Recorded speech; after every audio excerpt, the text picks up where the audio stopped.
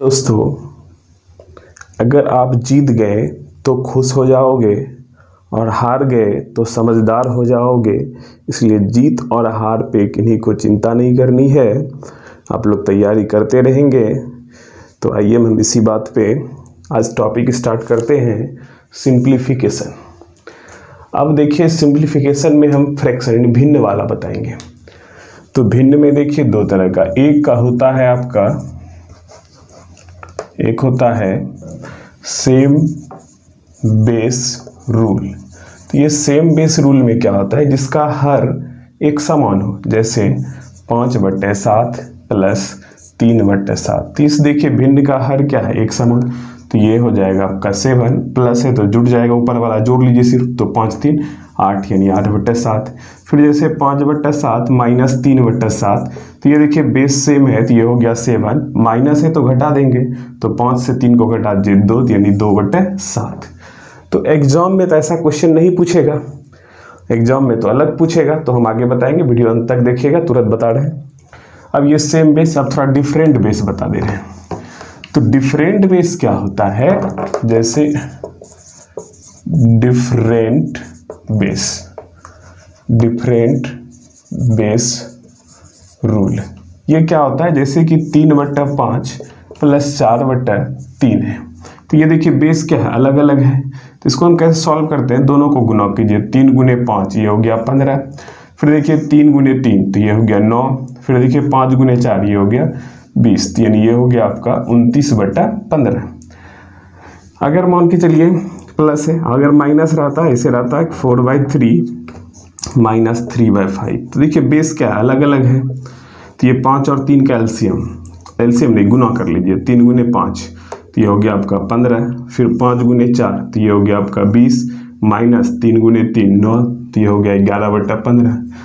तो आपके general competition के एग्जाम में तो इतना इजी क्वेश्चन तो नहीं पूछेगा। तो अब देखिए क्वेश्चन कैसा पूछेगा, हम आपको सेम बेस का भी बता रहे हैं और डिफरेंट बेस का भी बता रहे हैं। तो सबसे पहले आप सेम बेस का क्वेश्चन देखिएगा, ध्यान दीजिएगा, पूरा अंत तक वीडियो देखिएगा, आपको काफ़ी अच्छी तरीके से समझ में आ जाएगा। तो देखिए सेम बेस का अगर एग्जाम में क्वेश्चन पूछेगा तो इसी तरह पूछेगा, 99.1/7 प्लस 99.2/7, 99.3/7, 99.4/7, 5/7, 6/7। इसी तरह से क्वेश्चन करेगा आपसे एग्जाम में। तो देखिए इस क्वेश्चन को अगर आप प्रोसेस से सॉल्व करते हैं, इस पूर्णांक को पहले तोड़ते हैं, फिर पूर्णांक को तोड़ने के बाद फिर अगर आप जोड़ते हैं तो काफ़ी टाइम आपको लगेगा। तो इसलिए देखिए हमको पूर्णांक नहीं तोड़ना है। पूर्णांक का मतलब प्लस होता है, जैसे 99.1/7, तो इसका मतलब हुआ 99 प्लस 1/7। पूर्णांक का मतलब होता है प्लस। तो इस क्वेश्चन को देखिए हम काफ़ी आसानी से जोड़ लेंगे। देखिए कैसे जोड़ेंगे, ध्यान दीजिएगा आप लोग, गौर से देखिएगा इस वीडियो को। 99 पूर्णांक 1/7, इसका मतलब हुआ 99 प्लस 1/7, ये हुआ 99 प्लस 2/7, ये 99 प्लस 3/7, 99 प्लस 4/7। इसी तरह सब अलग अलग हैं। तो हम ऐसा करते हैं, ये 99 जो है देखिए 100 से कितना कम है, 99 100 से कितना कम है, 99 100 से आपको एक कम लग रहा होगा। तो ये एक कम है, ये भी एक कम है, ये भी एक कम है, ये भी एक कम, ये भी एक कम और ये भी एक कम है। अगर ये 100 रहता तो 100 200 300 400 500 600 हो जाता, लेकिन सभी में क्या है, एक एक कम है। तो 1 2 3 4 5 6 कम हो जाएगा। तो 600 से आप 6 घटा दीजिए, यानी हो गया 594। अब देखिए ये 1/7 2/7 3/7 4/7 5/7 6/7, ये तो बचा हुआ है। तो सबका बेस क्या है, सेम। तो जब सेम बेस रहता है तो बेस का बेस लिख दिए, और जब सेम बेस रहता है तभी हम आपको बताए कि प्लस रहता है तो जोड़ लेते हैं, माइनस रहता है तो घटा लेते हैं। तो यहाँ प्लस है तो आप जोड़िए, 1 और 2 3, 3 6, 4 10, 5 15 और 6 21, तो 7 या 21, तो ये 3 आगे इसमें जुड़ जाएगा। तो यानी इसका आंसर होगा 597। इस तरह का एक और हम क्वेश्चन दिखा रहे हैं जो एग्जाम में पूछा जाता है, बार बार रिपीट किया जाता है। ये क्वेश्चन सेम क्वेश्चन रिपीट किया जाता है। अब जैसे देखिए दूसरा क्वेश्चन, यहाँ भी क्या है, आप देख रहे होंगे सबका बेस सेम है। अभी हम आपको बता भी दिए कि पूर्णांक का मतलब प्लस होता है। तो 999 पूर्णांक 1/7, इसका मतलब 999 प्लस 1/7 है। तो 999, तो देखिए 1000 से कितना कम, 1000 से एक कम, ये भी 1000 से एक कम, ये भी 1000 से एक कम, ये भी 1000 से एक कम, ये भी 1000 से एक कम, ये भी 1000 से एक कम। अगर 1000 रहता तो 1000, 2000, 3000, 4000, 5000, 6000 हो जाता, ये 6000 हो जाता। लेकिन सभी में एक एक कम है। कितने टर्म में? 1 2 3 4 5 6, तो ये 6 कम हो जाएगा। तो 6000 से 6 गया तो यानी 5994। फिर देखिए सबका भी 1/7, 2/7, 3/7, 4/7, 5/7, 6/7, ये तो बचा हुआ है। तो बेस सबका क्या है? सेम है, तो ये सेम लिख दिए। प्लस है तो प्लस है तो ऊपर को जोड़िए, 1 2 3 3 6 4 10 5 15 6 21, तो ये 7 से कटा दिए 3, ये 3 आके इसमें ऐड हो जाएगा, यानी 5997। तो ये जो दोनों क्वेश्चन हम आपको बताए, दो क्वेश्चन, ये दो क्वेश्चन आप देखिएगा प्रीवियस क्वेश्चन में काफ़ी पूछा जाता है एग्जाम में। यही दो क्वेश्चन अगर सेम बेस से रहेगा तो इसी दो में से कोई एक रहेगा। आप देखिएगा, नोटिस भी कीजिएगा एग्जाम जब कभी दीजिएगा, या अगर आप प्रीवियस क्वेश्चन निकाल के देखिएगा तो वहाँ भी आपको मिल जाएगा इस तरह क्वेश्चन। अब देखिए ये हो गया आपका सेम बेस। अब हम आपको बता रहे हैं डिफरेंट बेस। तो डिफरेंट बेस में देखिए एग्जाम में कैसा क्वेश्चन पूछेगा, बता रहे हैं।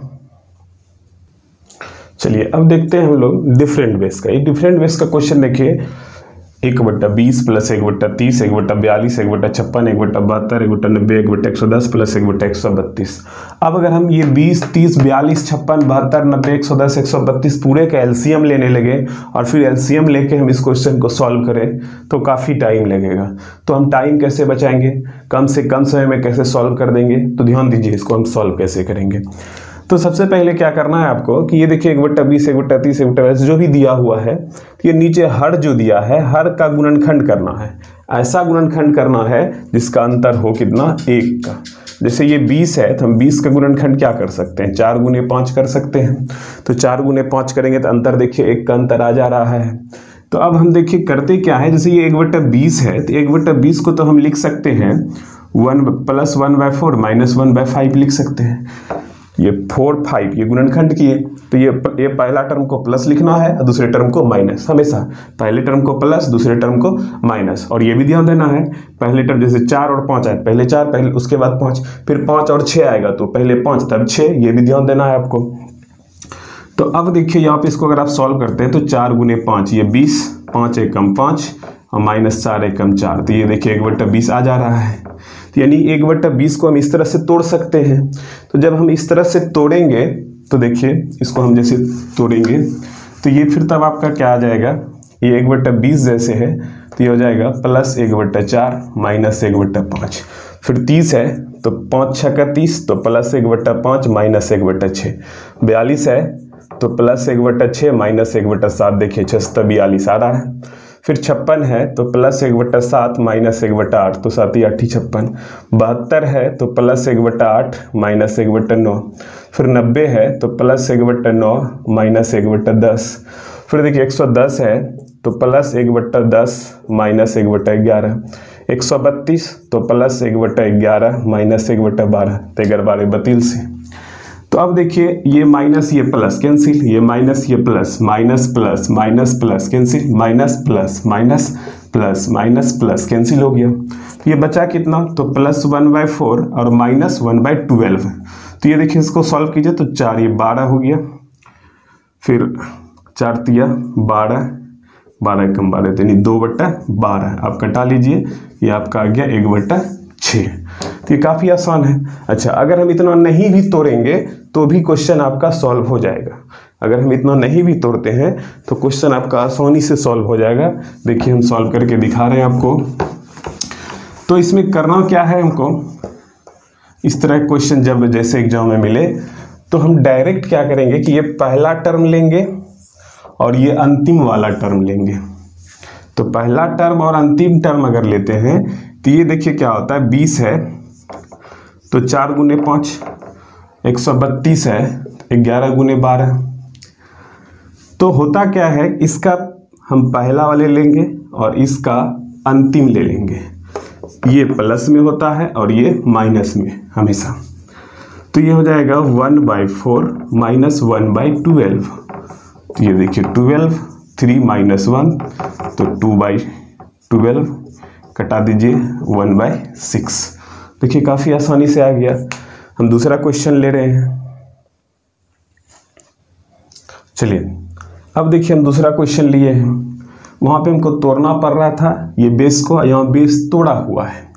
तो करेंगे क्या, इसका पहला टर्म और इसका अंतिम टर्म। तो ये पहला टर्म प्लस होता है और अंतिम टर्म माइनस होता है। तो पहला टर्म 1/1 और अंतिम टर्म -1/100। तो इसको आप सॉल्व कीजिएगा तो 100 ये 99 देने आंसर हो जाएगा 99/100। तो ये सेकंड में क्वेश्चन सॉल्व हो जाएगा आपका। चलिए एक और क्वेश्चन ले रहे हैं। अब देखिए इस क्वेश्चन को हम ले रहे हैं, ये देखिए ये 3 गुने 5 है। आप एक चीज़ ध्यान दीजिएगा, जैसे 3 और ये लिखते हैं, ये अगर पॉइंट ये बीच में है तब ये होगा आपका पॉइंट, ये याद रखिएगा। और 3 और ये इस तरह है, अगर ये नीचे दिया हुआ है तो इसका मतलब ये होता है मल्टीपल। हमेशा ध्यान दीजिएगा, अगर ये बीच में रहा तो पॉइंट होता है, अगर नीचे ये बिंदु दिया हुआ रहे तो इसका मतलब ये मल्टीपल होता है। तो आप यहाँ देखिए नीचे दिया गया है सब में, इसलिए क्या है 3 गुने 5, 5 गुने 7, 7 गुने 9, इस तरह से है। बीच में रहता तब होता पॉइंट। इस चीज़ को नोट कर लीजिएगा, ध्यान रखिएगा इसको। अब देखिए इस क्वेश्चन को हम कैसे सॉल्व करते हैं। तो ये 1/3 गुने 5, ये हो गया कितना 3 गुने 5। तो अभी जो हम बना रहे थे तो उनके गुणनखंड का अंतर 1 आ रहा था, लेकिन इनके गुणनखंड का अंतर देखिए 3 और 5, तो इनके गुणनखंड का अंतर आ रहा है 2।